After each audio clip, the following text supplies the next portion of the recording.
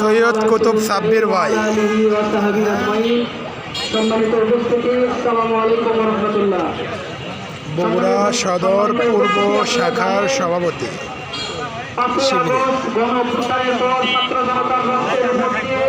যে সরকার এই দেশের শাসন ক্ষমতায় এসেছে, তারা এই দেশের মানুষের পালস বুঝতে অক্ষম।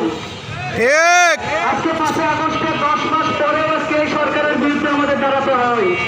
আজকে আমাদের আইনের জন্য আজকে আমাদের এই রাজপথে আসতে হয়। সম্মানিত উপস্থিতি, আজকে আজম মজলুমের জুলুমের শিকার হয়। আজকে দাঁড়িয়ে ঘুরে প্রথম সভাপতি আধার ভাইয়ের মুক্তি হয় না। আমরা আজকে এই বিক্ষোভ মিছিল উত্তর সমাবেশ থেকে বলে দিতে চাই, আপনারা ছাত্র জনতার রক্তের উপর দিয়ে এসেছেন এই দেশে ইনসাফ কায়েমের জন্য। আপনারা যদি ইনসাফ কায়েম করতে ব্যর্থ হন, তাহলে এই দেশের মানুষের আশা হতে হবে।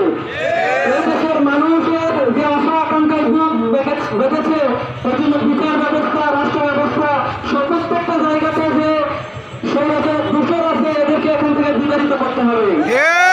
উপদেষ্টার কাছে বলতে চাই, আপনার উপদেষ্টা মন্ডলীর মধ্যে যাদের আওয়ামী লীগ প্রীতি আছে, স্বৈরাচার প্রীতি আছে, স্বৈরাচারের কথাই যারা একমত হয়, যারা স্বৈরাচারকে ফিরিয়ে আনতে চায়, তাদেরকে ঝুঁকিয়ে বিদায় করুন। যদি আপনারা এটা না করতে পারেন, তাহলে বাংলাদেশের আপামর ছাত্র জনতা, তৌহিদি জনতা একত্রভাবে আবার আপনাদের বিরুদ্ধে রাজপথে নামতে বাধ্য হবে।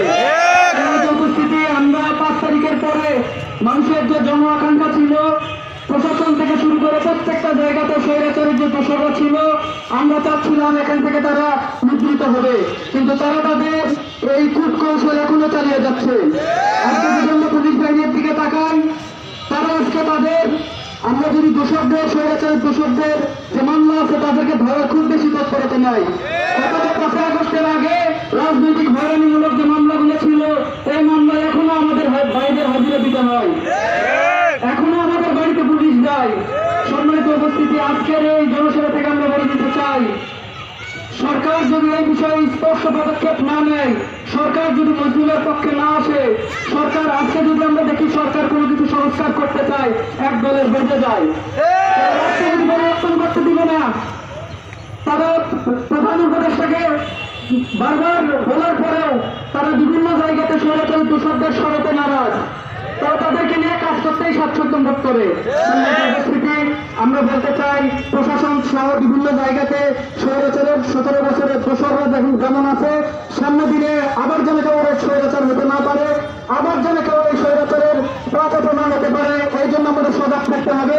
সর্বশেষ, আমাদের যত মিথ্যা মামলা আছে ইসলামী ছাত্র শিবির সহ সকল মিথ্যা মামলা দ্রুত প্রত্যাহার, এবং গণহত্যা যেগুলো আছে, এই গণহত্যাগুলো শাপলা চক্কর থেকে শুরু করে অর্থাৎ এই 17 বছরে যত হত্যা হয়েছে, গুম হয়েছে, সবগুলোর বিচারের দাবি করছি। এবং আগামীকাল আমাদের আজহার ভাইয়ের মুক্তির সম্মেলন আছে, আমরা সরকার মহোদয়ের কাছে, বিচার ব্যবস্থার কাছে বলবো, বিচারিক ইনসাফের মাধ্যমে আমাদের ভাইকে আমাদের মাঝে ফিরিয়ে দিন, মজলুমের প্রতি ইনসাফ করুন। সবাইকে ধন্যবাদ। বাংলাদেশ ইসলামী ছাত্র শিবির, ধন্যবাদ। আসসালামু আলাইকুম ওয়া রাহমাতুল্লাহ। বাংলাদেশ ইসলামী ছাত্র শিবির সম্মানিত সভাপতি সুবাইর আহমেদ নাহিদ ভাই, ভাইকে বক্তব্য রাখার জন্য বিশেষভাবে অনুরোধ করছি। আল্লাহু আকবার, আল্লাহু আকবার, জিন্দাবাদ, জিন্দাবাদ, আল্লাহু আকবার। সৌদি আরব বাংলাদেশ ইসলামী ছাত্র শিবির বগুড়া জেলা কর্তৃক আয়োজিত আজকের এই বিক্ষোভ মিছিলে পরবর্তী সমাবেশে আমাদের মাঝে উপস্থিত বগুড়া শহর শাখা এবং পশ্চিম শাখার সম্মানিত সভাপতি এবং সেই সাথে উপস্থিত প্রিয় ইসলামী আন্দোলনের দায়িত্বশীল ভাইয়েরা, সবার প্রতি আমার সংগ্রামী সালাম, আসসালামু আলাইকুম ওয়া রাহমাতুল্লাহ। সম্মানিত ভাইয়েরা, আজকে আমাদের এখানে এই উপস্থিতি যেমন স্পষ্ট, ঠিক আজকে আমাদের বক্তব্যটাও স্পষ্ট। 5 আগস্টের পূর্বে বাংলাদেশে শেখ হাসিনা সরকার যতগুলো মানুষকে, ওই দেশের যতগুলো সূর্য সন্তানকে অন্যায়ভাবে জুলুমের ভিতরে ফেলে দিয়েছিল, তাদের ভিতরে অন্যতম ছাত্র শিবির ঢাকা বিশ্ববিদ্যালয়ের প্রতিষ্ঠাকালীন সভাপতি এটিএম আজহারুল ইসলাম ভাই। কিন্তু এই 5 আগস্ট পরবর্তী 9 মাস পরে আমরা দেখতে পাচ্ছি আজহার ভাইয়ের প্রতি যে জুলুমের অবসান ঘটানোর কথা ছিল, সেই আশার কোনো প্রতিফলন আমরা দেখছি না। এটিএম আজহারুল ভাইকে এই বিচারিক কার্যক্রম যেভাবে পিছিয়ে দেওয়া হচ্ছে বারবার, এই নাটক যে মঞ্চস্থ করা হয়েছে, এটা দেখতে দেখতে আজ সারা বাঙালি